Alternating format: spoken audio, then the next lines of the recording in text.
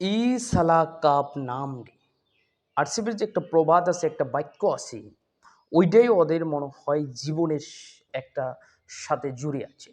কারণ ওদের কপালে কোনোদিনও কাপ নাই, আর কোনোদিন থাকবে মনে আশাও হয় না। কারণ আরসিবি প্রত্যেকটা টুর্নামেন্টে আইপিএলের স্টার্টিংয়ে 2-4টা ম্যাচ হেরে যাবে। ওরা ম্যানেজমেন্ট সিলেকশন কমিটিকে গালিগালাজ শোনাবে ফ্যান্সের তরফে থেকে। প্রত্যেকটা টুর্নামেন্টে আরসিবি স্টার্টিংয়ের ম্যাচ কিছু খারাপ খেলবে, কিন্তু মাঝখানে এসে এত সুন্দর খেলবে যেটা ওরা এলিমিনেটর খেলার যোগ্য বলে মনে সবাইকে হবে। কিন্তু পরে এই পরিণতিটাই ঘুরে আসে যে এলিমিনেটেড থেকে আউট আরসিবি। আরসিবির দশা ইন্টারন্যাশনালে পাকিস্তানের দশা একই। কারণ পাকিস্তান কোনো একটা টুর্নামেন্ট খেলার সময় তাদেরকে ভাবতে হয় যে এই ম্যাচটা অমুক এই ম্যাচের সাথে হেরে গেলে, বা এই টিমটা এই টিমের সাথে এত রানের ব্যবধানে হেরে গেলে আমরা এলিমিনেটর খেলবো বা প্লে অফ খেলার যোগ্যতা রাখবো।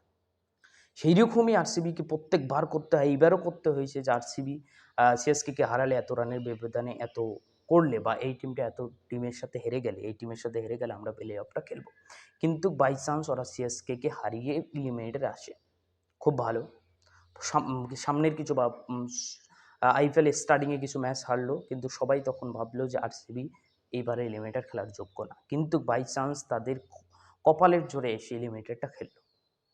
কিন্তু এলিমিনেটর খেললো, এত ঘাটিয়া খেললো ভাবা যায় না।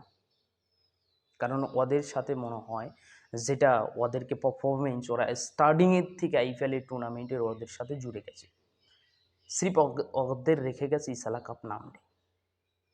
কারণ আরসিবি কীভাবে পারে 172-এর একটা এত ছোটো একটা টোটাল এই লিমিটেড টুথ টার্গেট দিতে। তোমাদের তো কোনো গ্লেন ম্যাকগ্রা নাই, ওসিম আকরাম নাই, ওকার ইউনুস নাই, শেন নাই যে তোমরা এটা ডিপেন্ডেবল করতে পারবা। ওই জন্যই তো আরসিবি লিমিটেড টুথ থেকে বাড়িয়ে গেল না, বেড়ে গেল। কারণ কি, তাদের যেটা বোলিং ইউনিট অত ভালো না।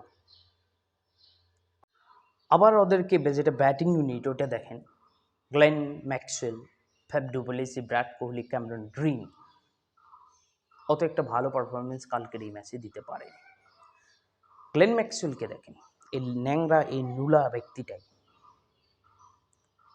অস্ট্রেলিয়ার হয়ে যদি এই ম্যাচটা হইতো, আমার তো মনে হয় না যে গ্লেন ম্যাক্সওয়েল 0 রানে কোনো দিন আউট হইতো এলিমিনেটরের ম্যাচে। অস্ট্রেলিয়ার যখন এই ম্যাচ হইতো, কেন গ্লেন ম্যাক্সওয়েল বিশেষ করে আইপিএলের ম্যাচগুলো ভালো খেলতে পারে না?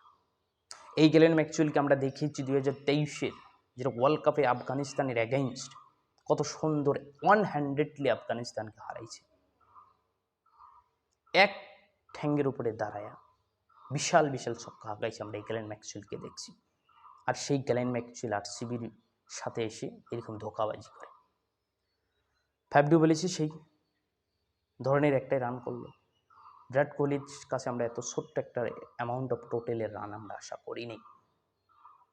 বিরাট কোহলিও তার ওই ঠিক একটা সঠিক বেস দিতে পারলো না আজকের এই নকআউট মোকাবেলায়।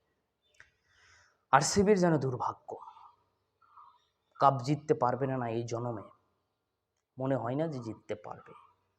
এত অপরচুনিটি থাকা অবস্থায় আরসিবি যদি ফাইনালের থেকে ছিটকে যায় বা এলিমিনেটর থেকে ছিটকে যায়, কীভাবে পারবে তারা ফাইনাল খেলতে? কীভাবে পারবে তারা টুর্নামেন্টের ট্রফি নিতে? Bad luck RCB all time.